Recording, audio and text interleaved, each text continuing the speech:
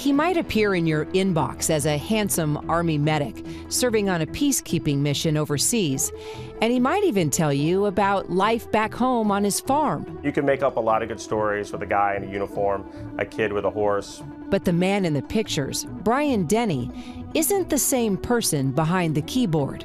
I went on Facebook and typed in my name, and there were double digits in fake accounts that came up. He's the victim of a bizarre case of identity theft.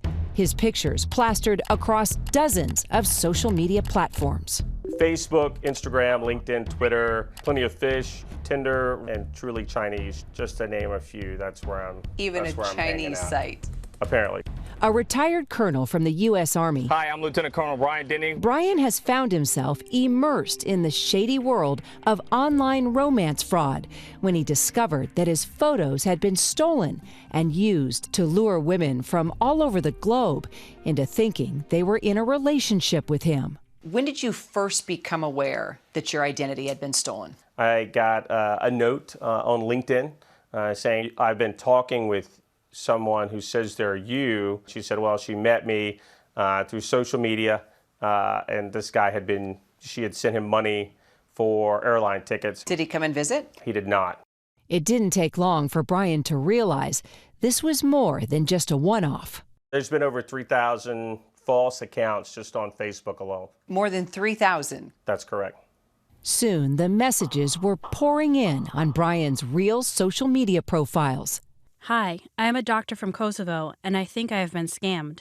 I'm sorry to disturb you, but I want to find out if you're real. Hello? Someone got pictures of you.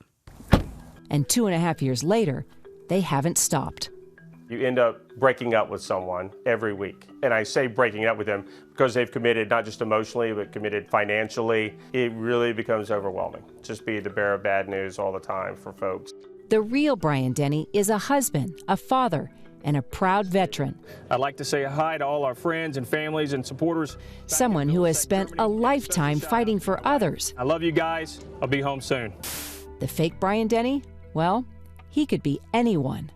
I've been everybody from Frank Smith to Scott Glenn to Ricardo Montalban. I mean, you name it, there's been a fake profile built in. Sergeant, Colonel, Major. I went to West Point, VMI, and I am a leading humanitarian assistance mission in Iraq, Afghanistan. I'm in all those places doing all those things. How much money has been taken from these various women in your name? There's been a couple of 100,000. Probably my biggest contributors have been from Australia, where the total for 3 ladies is pretty close to 200,000 alone. Internet crime is a big business, but unlike many criminal enterprises online, the world of romance scamming doesn't exist on the fringes of the dark web.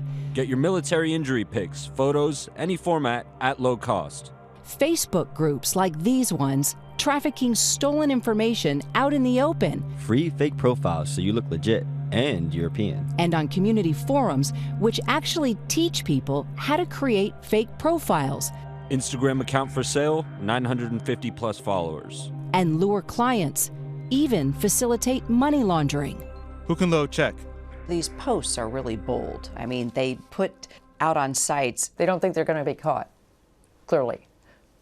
But our take on that is, yes, you will. Amy Hess works at the Criminal Cyber Response and Services branch of the FBI. She says as social media has become more popular, these cases, called confidence frauds, have become much more prevalent. Are they committing any kind of crime by doing this? As soon as we can connect them to actual crime, yes, they are and have been targets of our investigations. Is it hard to chase? It is. Sometimes it's a very complex fraud. There's a criminal network operating, so there's multiple people. Sometimes they have the victim be part of that, either in a witting or unwitting capacity, be part of that network because they're moving money for them. Money laundering? Yes.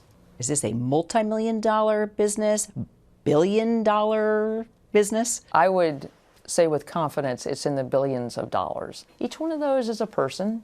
Each one of those is a victim. Those are people's life savings. People like Julie Erickson. How much did you lose?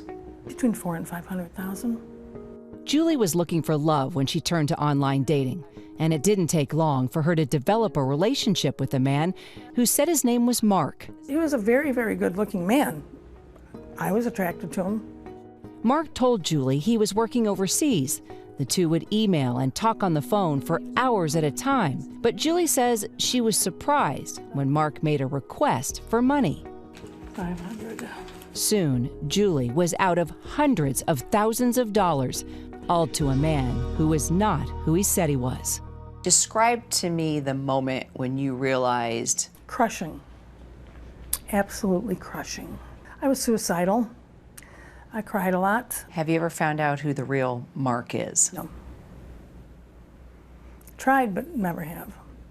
For Brian, the battle against online scammers is deeply personal. Every day that it continues to go on, there's some other person that's going to give their life savings. It's some other person who's going to be heartbroken. This has to have been tough on your wife. You're getting messages daily, weekly from these random women who think they have a love affair going. This is a very tough issue at my house. I can see why you want to put a stop to it. My family wants really nothing to do with this. And despite Brian's best efforts, a quick search on Instagram or Facebook still turns up dozens of active profiles using his name and his image.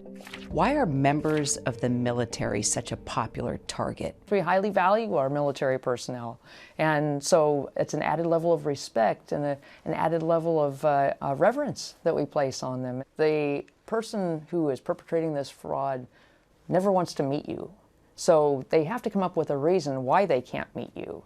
For one, they're in the military. They're in some type of business that would keep them constantly traveling. Why not just completely disengage Right. from being online or on any type of sites? And the answer is it only makes it easy for the criminals to continue to operate. It's not really about me. There'll be someone else whose pictures are used to do this. So you refuse to pull away? No, we'll not do it. Brian has taken his cause up with Facebook, where he has found the highest concentration of false profiles with the help of Kathy Waters. The duo met when Kathy reached out after her friend was scammed by someone using Brian's photos. Together, they started a group advocating against romance scams, submitting a lengthy report to Facebook about what they say are major platform flaws. They also lobbied to Congress.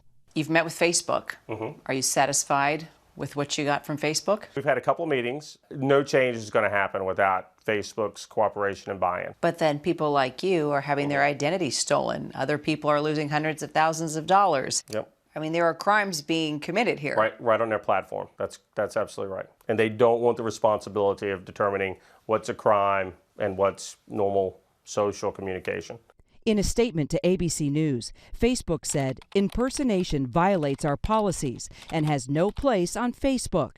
We've developed technology to specifically combat impersonation and will continue to make improvements. We are thankful to Brian and Kathy for working on this issue with us." As the result of our investigation, Facebook removed those groups we flagged to them, telling us they were in violation of the platform's community standards.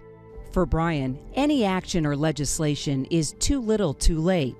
He just hopes to serve as a cautionary tale to others lured into a false sense of security on social media. His fight is far from over. So if there's a woman watching this interview right now and she thinks she's communicating with you, Colonel Brian Denny, what do you say? She is not. It's not me, right? It's fake. It's all made up. It's all a lie. For Nightline, I'm Kira Phillips in Williamsburg, Virginia.